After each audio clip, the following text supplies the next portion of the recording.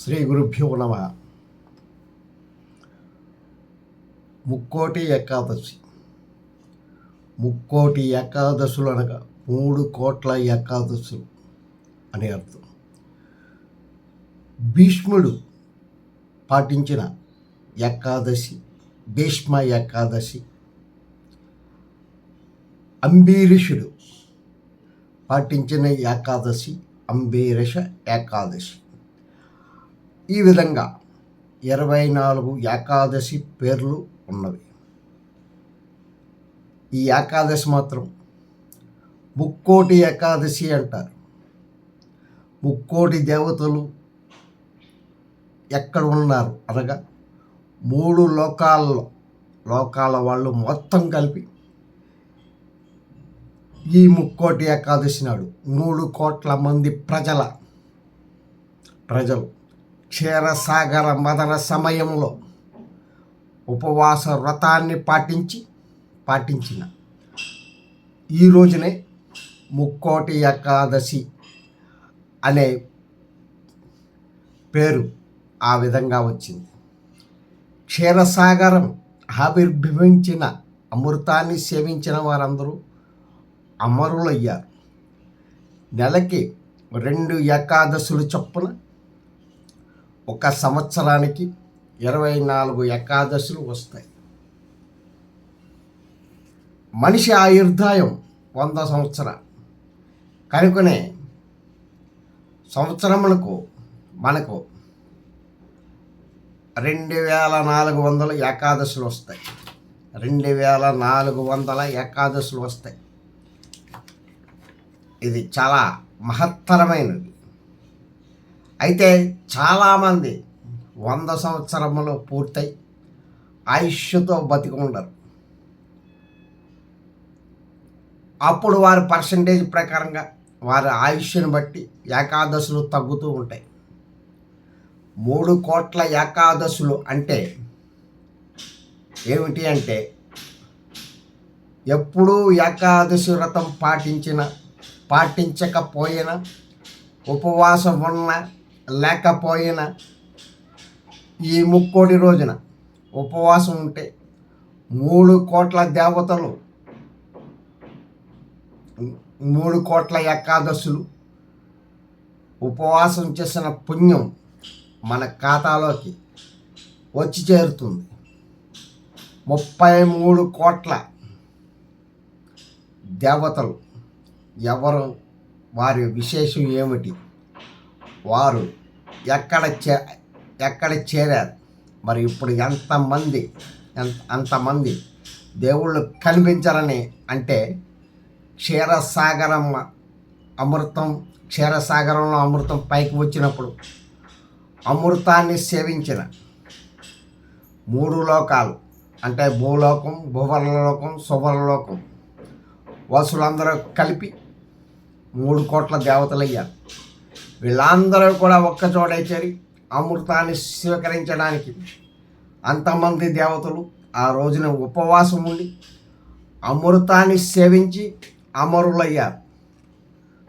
అంతేకాదు, ఈ ముక్కోటి ఏకాదశికి మరో విశేషమైన మహత్తరమైన విశేషం ఉంది.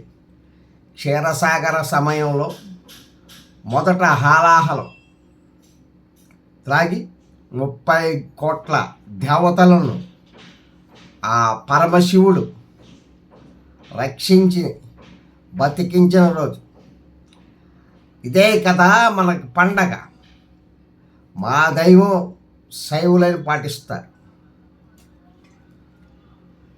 క్షీరసాగరం నుంచి అమృతం ఈ ఏకాదశి రోజు పైకి వచ్చింది కనుక ఇది మా పండగని వైష్ణవులు పాటిస్తారు. జగన్మోహిని రూపంలో విష్ణుమూర్తి అమృతాన్ని పంచారు కనుక ఇది మా పండగ అని శక్తిని ఆరాధించే శాక్తేయులు పాటిస్తారు. గణపతిని పూజించకపోతే అసలు క్షీరసాగరమే జరిగేది కాదు కదా. కనుక ఇది మా పండుగని గణపతి భగవానుని ఆరాధించే గణాపతులు పాటిస్తారు. అలాగే బ్రహ్మచారులు, వానప్రస్థులు, గృహస్థులు, సన్యాసులు, యోగులు, తపస్సులు అందరూ పాటిస్తారు. అందరూ కలిసి చేసిన పండగ కనుకనే ఆనాడు 33 కోట్ల ఏకాదశులు చేసిన పండగ పుణ్యాన్ని ఈనాటి భక్తులందరూ పొందుతున్నారు. దీన్నే ముక్కోటి ఏకాదశి అంటున్నారు. సంవత్సరం పొడవునా నిత్యం, ప్రతి నిత్యం కూడా 325 రోజులు వైష్ణవ దేవాలయాల్లో మూసి ఉంచే ఉత్తర ద్వారం ఈ ముక్కోటి ఏకాదశి ఒక్కరోజు మాత్రమే తెరిచి అందంగా అలంకారంగా ఉన్న పెద్ద ఉత్తర ద్వారం గుండా భక్తులు ప్రవేశిస్తారు. ఆ ఒక్కరోజు మాత్రమే ఉత్తర ద్వార దర్శనం జరుగుతుంది. ఉత్తరానికి ఎదురుగుండా ఉండేదే దక్షిణం. అందుకనే ద్వారంలో దక్షిణ వైపున యమ మహారాజు ఉంటాడు. యమ మహారాజు ఆయన యమదేవుడు, యమ చక్రవర్తి. యముణ్ణి చూడకుండా, యమపురికి వెళ్లకుండా యమలోకానికి వెళ్ళే దారి మూసేసి, అంటే డోర్లన్నీ క్లోజ్ చేసేస్తారు. వెళ్లకుండా మూసేసి ఉత్తర ద్వారంలో దక్షిణం వైపు స్వామి పైన ఉయ్యాలలో కానీ బల్లపై కానీ కూర్చోబెట్టి భగవంతుని కింద నుంచి భక్తులు వెళ్తారు. దానికి భగవంతుడే స్వయంగా నేనే మీకు అభయం ఇచ్చాను, మోక్షానికి వెళ్ళిపోండి, వైకుంఠానికి వెళ్ళండి అని ఈ ఒక్కరోజు మాత్రమే అవకాశం కలిగించేదే ముక్కోటి ఏకాదశి. ఈ విశేషమైన ముక్కోటి ఏకాదశి రోజున సూర్యోదయం నుంచి సూర్యాస్తమయం వరకు కూడా ఎలా ఆచరించాలి?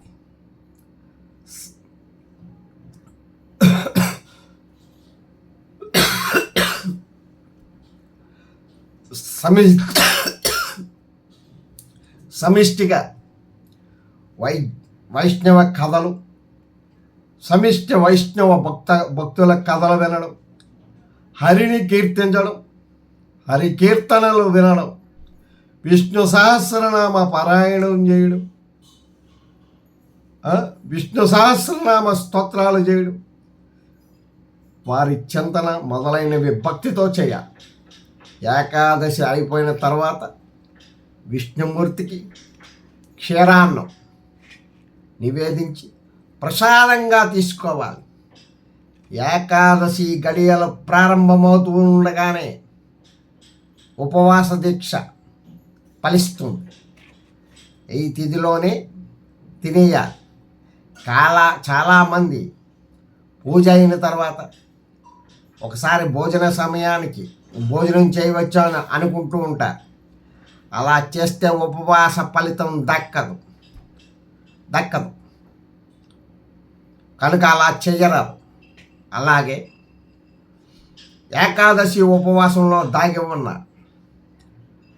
ఆరోగ్య రహస్యం ఏమిటంటే, ఏకాదశి రోజున ఉపవాస వ్రతం ఆరోగ్యానికి, ఆధ్యాత్మికతకి కూడా చాలా విశిష్టమైంది. అందుకనే ఇహంలో సుఖం, పరంలో మోక్షం అన్నారు. ఇహంలో సుఖం, పరంలో మోక్షం అన్నారు. ఇహంలో సుఖం ఎలా వస్తుందంటే ఉపవాసం వలన. అది ఎలాగో తెలుసుకుందాం. కడుపులో ఆహారం వేస్తూ ఉంటే నిప్పులో చేయి వేస్తే ఎలా పెరుగుతుందో అలాగే జఠరాగ్ని పెరుగుతూ ఉంటుంది. ఈ ఉపవాసం ద్వారా శరీర అవయవాలకి జరిగే క్రియకు మనం పూర్తిగా రెస్ట్ ఇస్తూ ఉంటాం. అవి మరలా యథావిధిగా పనిచేస్తాయి. తద్వారా ఆయుర్దాయం పెరుగుతుంది. జీర్ణ వ్యవస్థ కణాలకు నీళ్లు కూడా తాగకుండా విశ్రాంతినివ్వాలి. మనకి ఆకలి అనేది ఎప్పుడైనా 15-20 నిమిషాలు మాత్రమే బాగా ఆకలి కనిపిస్తుంది. ఆ తర్వాత ఆకలి అనిపించదు. ఒకసారి పరిశీలన చేసుకోండి మీరు కూడా. అలా ఆకలి పెరిగినప్పుడు శరీరంలో ఉండే ఓవర్ కొలెస్ట్రాల్ని, పేరుకుపోయి ఉన్న కొవ్వు పదార్థాలని జఠరాగ్ని ఆకలితో తినేస్తుంది. ఎప్పుడైతే వ్యర్థమైన చెడు కొలెస్ట్రాల్ను జీర్ణమైపోయిందో ఆ తర్వాత రోజు నుంచి మనం నూతన ఉత్సాహంగా ఉంటాం, ఉల్లాసంగా ఉంటాం. ఇది ఉపవాసం ఉంటున్న వారు మాత్రమే ఈ టెక్నిక్ తెలుస్తుంది.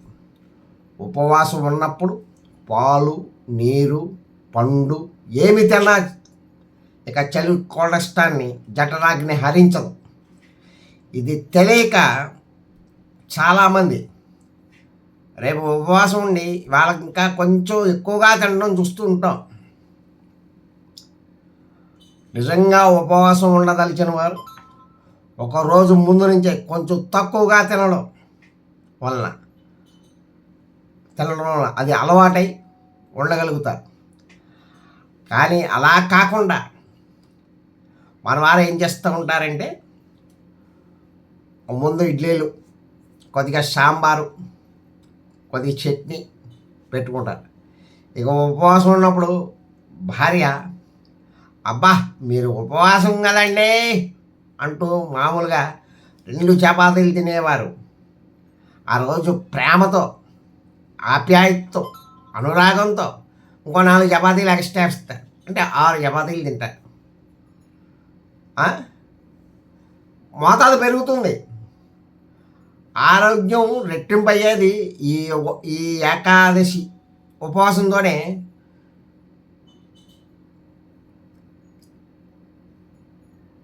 ఉదాహరణకి మనం ఒక వర్క్షాప్లో పనిచేసే మిషనరీ ఇంజిన్కి అప్పుడప్పుడు రెస్ట్ ఇస్తూ ఉంటాం. అంటే ఆదివారం హాలిడేను, సోమవారం నాడు హాలిడేను రెస్ట్ ఇస్తూ ఉంటాం. అది తర్వాత సక్రమంగా మళ్ళీ రీఎనర్జీ అవుతుంది. కానీ మనం మాత్రం ఈ దేహం అనే యంత్రానికి అసలు రెస్ట్ ఇవ్వకుండా ఎప్పుడు తింటూనే ఉంటాం.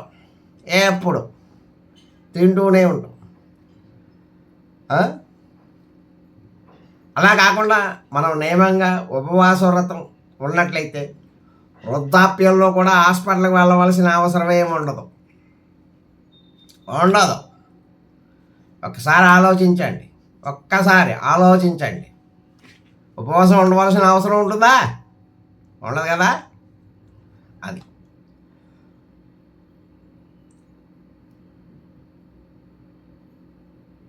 ఈ ఏకాదశ ఉపవాస రహస్యం ఇది. మనం మొబైల్ ఫోన్స్ వాడుతూ ఉంటాం.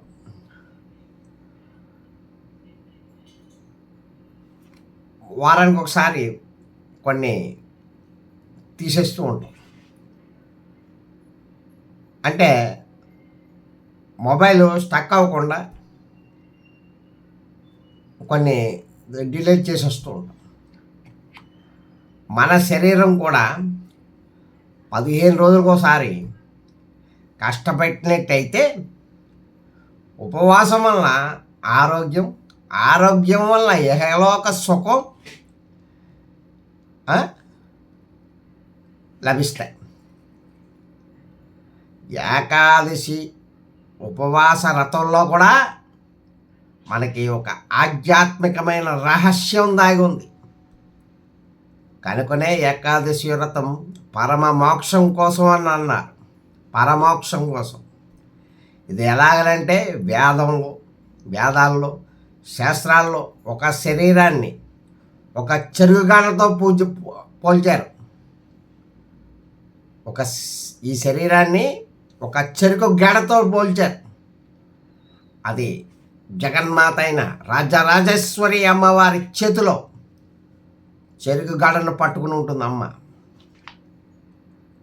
ముక్కోటి ఏకాదశి చెరుకు గడకు ఒక సంబంధం ఉంది. భగవంతునికి నివేదించే అన్ని పదార్థాలు బెల్లంతో తయారు చేసే నివేదించాలి. పంచదార అసలు కలపకూడదు. బెల్లం కానీ, పంచదార కానీ, చెరుకు కానీ, పంచదార కానీ చెరుకుగడ నుంచే వస్తుంది.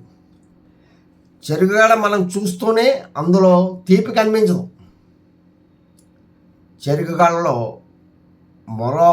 మరలో పెట్టి తిప్పితే వచ్చే రసమే తోటే బెల్లం తయారు చేస్తుంటారు. అలాగే మన శరీరాన్ని కూడా ఒక చెరుకుగడ లాంటిది, ఒక చెరుకుగడ లాంటిది. ఆ చెరుకుగడ కణుపులు ఉంటాయి. మన శరీరంలో షట్చక్రాలు ఉంటాయి. ఈ షట్చక్రాలను ఉపయోగించుకునే కదా మనం మంచి పద్ధతులైన జ్ఞానానికి, యోగానికి, మోక్షానికి, జపానికి, భక్తికి, పూజలు, ఉపవాసాలు ఇలా 100 రకాలుగా మంచిగా జరుపుకుంటున్నాం. అలాగే ఈ శరీరాన్ని చెడు కూడా ఉపయోగిస్తారు. కామ, క్రోధ, లోభ, మోహ, అహంకారాలకు, ఈ అరిషడ్ వర్గాలకి, ఈ అరిషడ్ వర్గాలు లాంటివి ప్రపంచ నాశనానికి కారణాభూతం అవుతున్నాయి. కొంతమంది మాత్రం చక్కగా ఉండాలనుకుంటారు, మరికొంతమంది మాత్రం నేను బతికి ఉండాలనుకుంటారు. ప్రాణం మీద తీపి అంటారు కదా. తీపి అని ఎందుకన్నారు అంటే చెరుకు గడలో మరలో తిప్పితే రసం వచ్చినట్లుగానే మన శరీరాన్ని కొంచెం శ్రమ ఇవ్వాలి. వాకింగు, రన్నింగు, జాగింగు మొదలైన వాటితో. ఈ ఉపవాసం ప్రధానమైనది. ఈ ఉపవాస వ్రతం ద్వారా ఈ శరీరాన్ని కొంచెంగా కష్టపెట్టడం ద్వారా ఆరోగ్యాన్ని మనమే తెచ్చుకుంటూ ఉంటాం. ఉదాహరణగా మనమే వస్తూ ఉంటుంది. ఉదాహరణగా మనం గోవుని చూసామనుకోండి, అది గోవు గాబరాగా తినేసి కాసేపాక తన దగ్గర కూర్చుని నెమరు వేసుకుంటుంది. ఆ నెమరు వేసుకున్నప్పుడు గోవుకు పచ్చగడ్డిని పెట్టినా తినదు, ఎందుకంటే కడుపు నిండింది కాబట్టి. కానీ మనిషికి మాత్రం అప్పుడే సృష్టిగా భోంచేసి ఉన్నా సరే ఎవరైనా వచ్చి ఓ లడ్డు లేదా ఒక జిలాబీ లేకపోతే ఒక కారబుంది ఇచ్చి చాలా బాగుంది కొంచెం తినండి అన్న,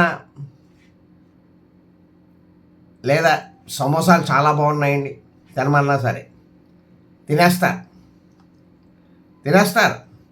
అలా ఎప్పుడూ తింటూనే ఉంటారు. అలాగే 24 గంటలు తింటూనే ఉండడం శరీరానికి విషంతో సమానం. ఈ ఉపవాసం ఉంటే పుణ్యం ఎలా వస్తుంది అని అంటే భగవంతుడి మీద మనస్సు లగ్నం చేసి కీర్తనలు, స్తోత్రాలు శృతిస్తూ జపం, నామస్మరణ చేయాలి. అంటే భగవంతుడితో మమేకమైపోవాలి. ఉపవాసము అంటే ఉపవాసము. ఈ ఉపవాసము అంటే దైవ సాన్నిధ్యంలో గడపాలి. అంటే స్తోత్రాలు, కీర్తనలు, లలితా సహస్రనామ పారాయణలు ఇట్లాంటి వాటితో గడపాలి ఉపవాసము అంటే. ఒక్క నామానికి 1000 పుణ్యం వస్తుంది. అనగా ఒక్క నామం హరే రామ రామ రామ హరే హరే, హరే కృష్ణ కృష్ణ కృష్ణ హరే హరే. ఒక్క నామానికి 1000 పుణ్యం వస్తుంది. అనగా ఒక్క నామం చేసిన 1000 నామాలు చేసిన ఫలితం ఈ ఉపవాస దీక్షలో, ఈ ఉపవాస కాలంలో మనం ఒక్క రోజునే పొందుతున్నాం.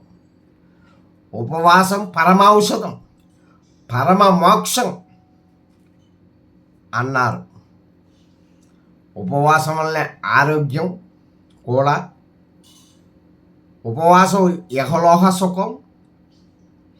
ఈనాటికి ఉపవాసాన్ని ఆచరించి ఇహంలో సుఖం, పరంలో మోక్షం పొందుతున్నారు భక్త మహాశయులు. అందరికీ ఇందులో నేను ఏమన్నా పొరపాట్లు మాట్లాడితే మన్నించండి. నేను ఏమన్నా తప్పుగా మాట్లాడితే క్షమించమని కోరుకుంటున్నాను. మన ఛానల్ సబ్స్క్రైబ్ చేయండి. సబ్స్క్రైబ్ చేసి మీ అందరి యొక్క ఆశీర్వచనలతో, మీ అందరి యొక్క సపోర్టుతో మన ఛానల్ మరింత అభివృద్ధి చెందాలని కోరుకుంటున్నాను. అదేవిధంగా సబ్స్క్రైబ్ చేయకుండా చాలామంది వీక్షిస్తున్నారు. దయచేసి సబ్స్క్రైబ్ చేసి మనకి సపోర్ట్ ఇస్తారని, మాకు సపోర్ట్ ఇస్తారని కోరుకుంటున్నాను. మన వసుదైక కుటుంబ సభ్యులందరికీ కూడా ముక్కోటి ఏకాదశి శుభాకాంక్షలు తెలియజేస్తూ సెలవు తీసుకుంటున్నాను. సర్వే జనా సుఖినో భవంతు, లోక సమస్త సుఖినో భవంతు. అరుణాచల శివ, అరుణాచల శివ, అరుణాచల శివ, అరుణాచల, అరుణాచల శివ, అరుణాచల శివ, అరుణాచల శివ, అరుణాచల, అరుణాచల శివ, అరుణాచల శివ, అరుణాచల శివ, అరుణాచల. హరే రామ హరే రామ, రామ రామ హరే హరే, హరే కృష్ణ కృష్ణ కృష్ణ హరే హరే. జై గురుదత్త.